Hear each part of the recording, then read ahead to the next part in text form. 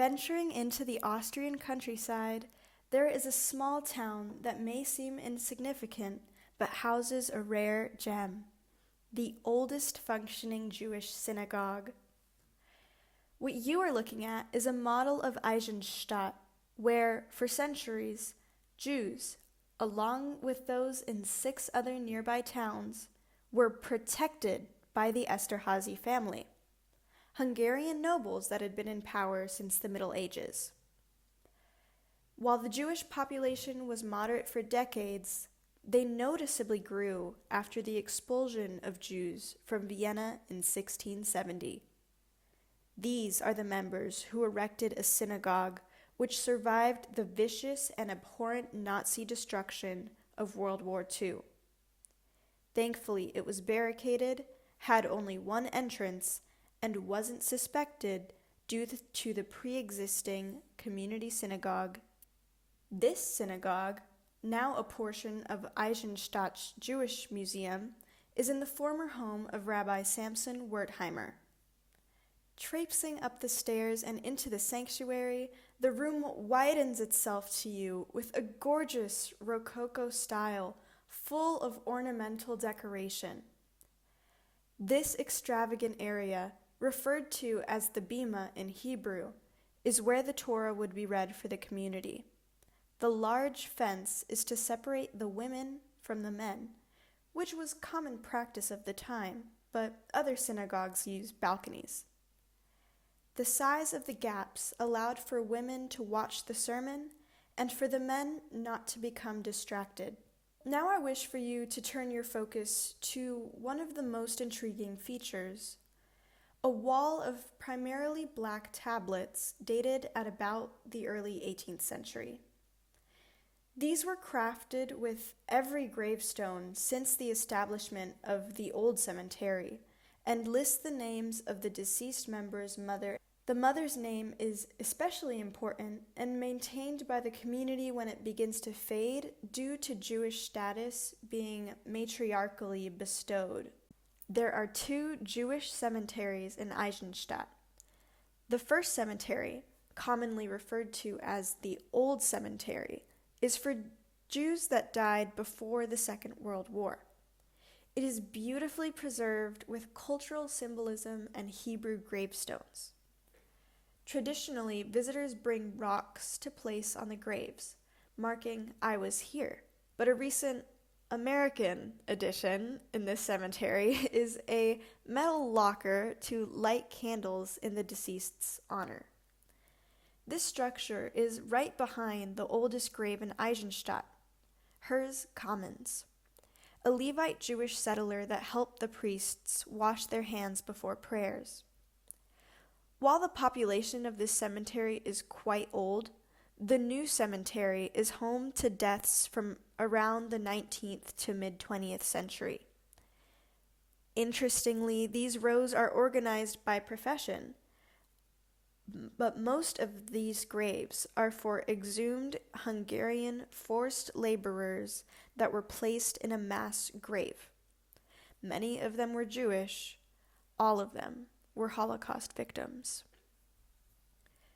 It's recorded that about 3 Jewish families returned after the war, as the others either established a life abroad or the unfortunate majority were killed through the atrocities of the Nazi Party. The population of Jews living in Eisenstadt today is 0. The horrible treatment of Jewish people can be traced very far back. As early as the Middle Ages, blood libel was popular thought among Catholics. Blood libel was made up by Catholics to further persecute Jews. It involves Jews brutally murdering Catholic children and using their blood for religious ceremonies. Along with blood libel, desecration of the host was another conspiracy theory made up by Catholics against Jews. It was believed that once a year, Jews would perform a crucifixion of Jesus by consecrating a host. Even prior to blood libel, Jews were heavily scrutinized. One reason was that Catholics could not be debt collectors or money lenders. This job became a large market for Jewish people. But throughout history, everyone hates the taxman, and everyone already had a disdain for Jews. Later in time, in 1421, there was a mass expulsion of Jews stemming from blood libel conspiracy and popular thought that Jews were aiding the Hussites in the war. This expulsion is known as the Wiener Gesera, and more than 200 Jews were burned alive and executed, while the rest were forced to leave Austria. Many more expulsions took place over time, until the 1782 Edict of Tolerance. During Joseph II's reign, he passed a religious reform stating that Jews were allowed to attend schools, become merchants, and no longer had to wear identifying clothing. This was not a fix-all, though. Jews still could not write in Hebrew, and immigration was still restricted. Obviously, this edict did not stop the rampant anti-Semitism that had always existed in Austria. Jumping forward to 1938, the Holocaust obviously did not come out of nowhere. The tensions had been building for thousands of years. Hitler and the SS murdered 6 million Jews in the name of racial cleansing. It is not surprising that Hitler, a native Austrian, held these beliefs when you consider the long history in Austria of Jewish persecution. The Stones of Remembrance that we see in Vienna display the name of Holocaust victims that lived in the building, as well as the date they were deported and where they were deported to. Many Viennese walk past these stones every day and have no idea of their significance. Anti-Semitism still exists in Austria, but it's a quiet kind of anti-Semitism. They do not want to be associated with the Holocaust, yet they still have their reservations with Jewish people. We spoke with Dahlia Hindler and Matthias Bayer, two leaders of the Association of the Stones of Remembrance, to find out more about their project. My mother founded our project. She founded it in 2005 because my great uncle at the time, he died this year, but he lived in Lisbon. He wanted to have some kind of commemoration for his parents. And then they asked the building owner, and she didn't allow a plaque on the wall. And so that when she started this project, and she knew about the German project, and she decided together with her husband to start the same in Vienna. We have a lot of different fundings from the state of Austria, from the city of Vienna, and from the different districts. So we have to do this every year. We have to secure the funding, but most of the funds, most of the people funding our organizations that are funding us have done so from the beginning. So we can quite count on that.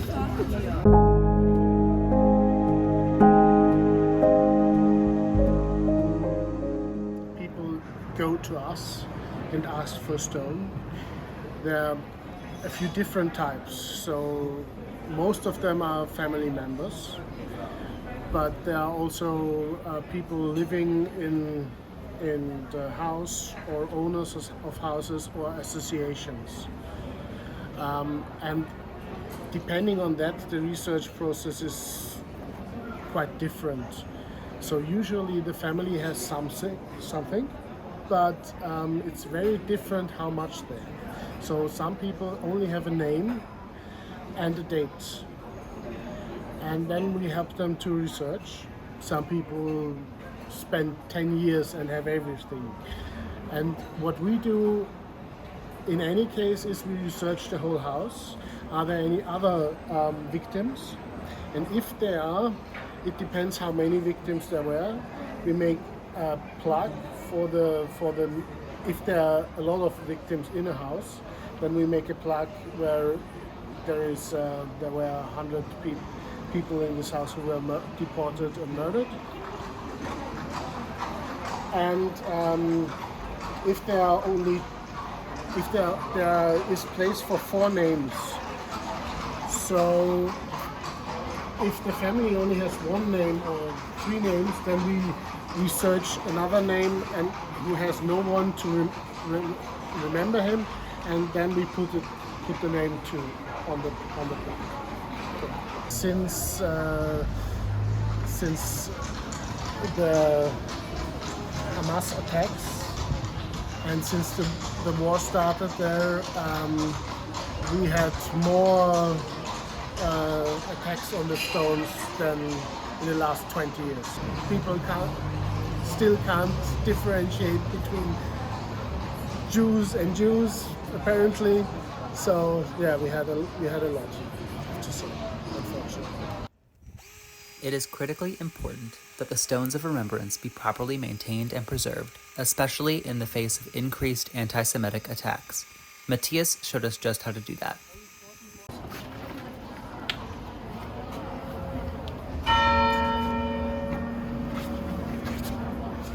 Could I have a little bit of water?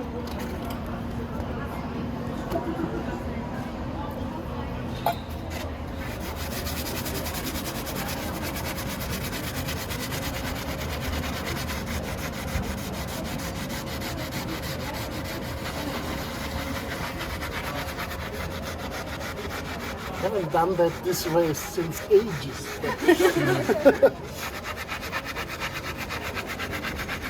So, I mean, you can see. Oh, wow. That's what you're striving for. I don't know. Yeah.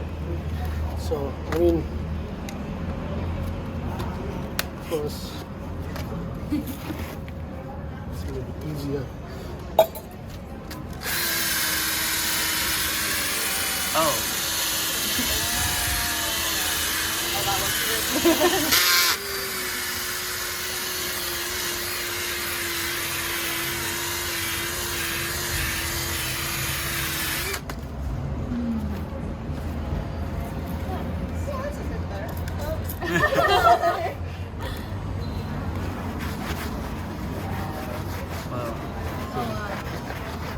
So, as good as new.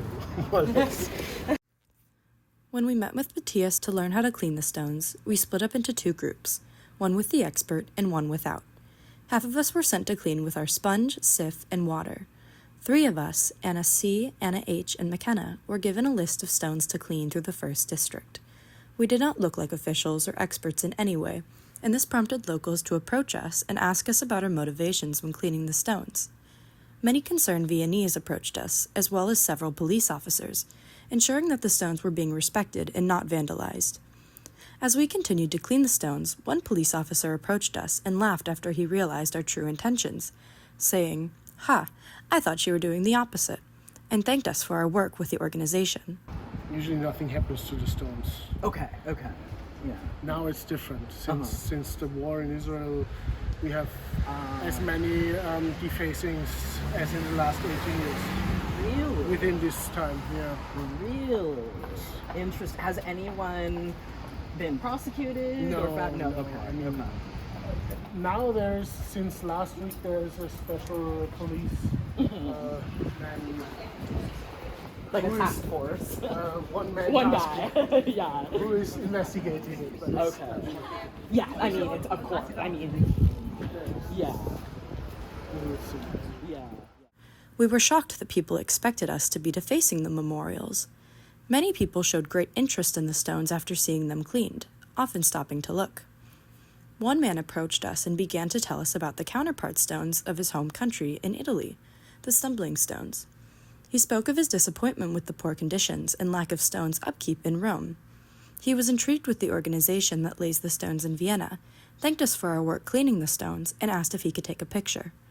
It was wonderful to see how many people cared about the stones being respected, but disheartening to hear that they assumed that someone would deface them. The second group, Amelia, Brody, and Vivica, gained insight into the organization's work and Austrian Jewish history through Matthias and Nas Ferns, a UC Davis alumni and current PhD student focused on Holocaust memorials and Holocaust studies. When we spoke with Dahlia, she gave us access to records of some of the people the Stones of Remembrance we helped to maintain are meant to memorialize. Here are just a few of their stories. This information was provided by Dr. Moritz Nagler, the child of Bransha and Leon Nagler, and brother of Alexander. His mother, Bransha, was born in Lviv, Ukraine, on June 1, 1878, and left at age 10.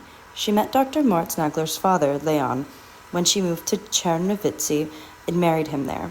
Leon worked as a banker at Bukovina National Bank, a private bank. Leon and Branche moved with their 3 sons to Vienna when World War I broke out. In 1943, their apartment on Wipplingerstrasse became a collective as other families came to live with them. They were forced to relocate to Schregasse 12, still in Vienna.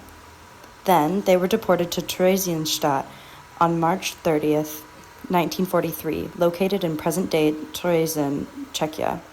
Leon Nagler died in Theresienstadt ghetto on April 19, 1943.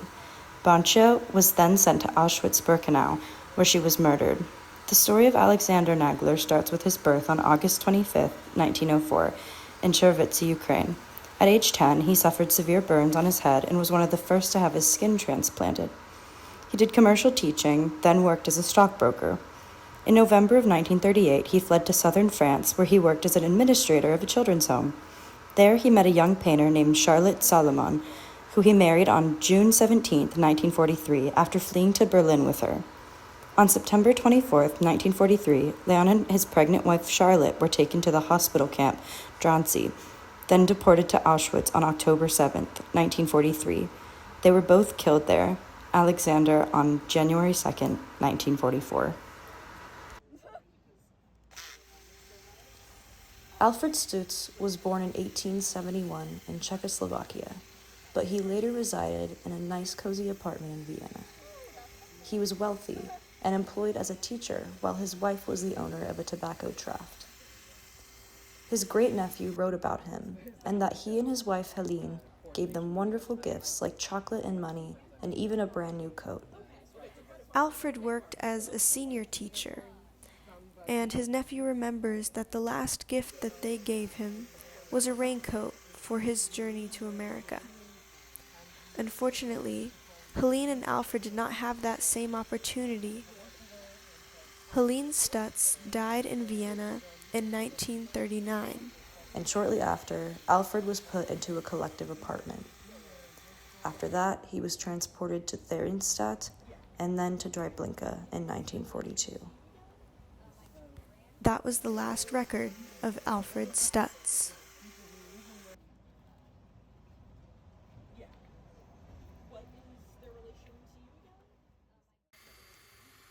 The stones of memory in front of the house Passauer Platz 6 are to commemorate Martha Rasenhofer and her daughter Elfriede Faulkner.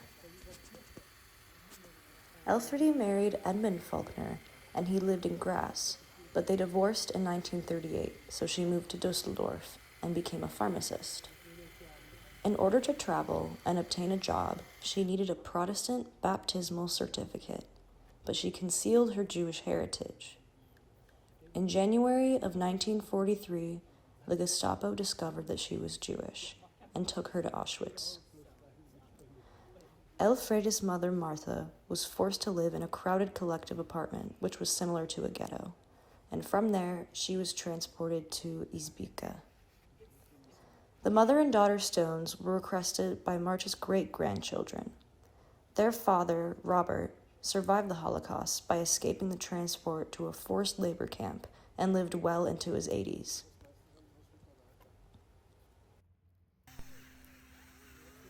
Heinrich Possamentier was born on May 27, 1873. He later married Ernestine Schick in the Tempel untere Viaduktsgasse, Vienna, on August 6, 1901. Ernestine was born on September 14, 1876. They had 2 children together, Charlotte Porges and Ernest Possamentier, both of which fled via other European countries to New York in 1940 and 1939, respectively. Originally, Heinrich worked in Wiener Neustadt as a salesman, but during World War I, he served as a soldier in the Austrian army. Because of this, he was taken as a prisoner of war for 2 years and returned home with severe psychological damage. Due to his trauma, he and his son Ernest began a business making men's clothing with an atelier at Zelinka Gasse 10's top apartment floor. Meanwhile, Ernestine was a talented housewife who who often cared for her two grandchildren, Alice and Walter Porges. The last report on Heinrich and Ernestine was November 28, 1941, when they were deported to Mali Trostinek concentration camp in Minsk, Belarus. Holocaust memorials are timelessly important because anti-Semitism still remains in every part of the world. Many anti-Semites believe that the Holocaust never happened, and as more survivors die, we are losing our first-hand accounts.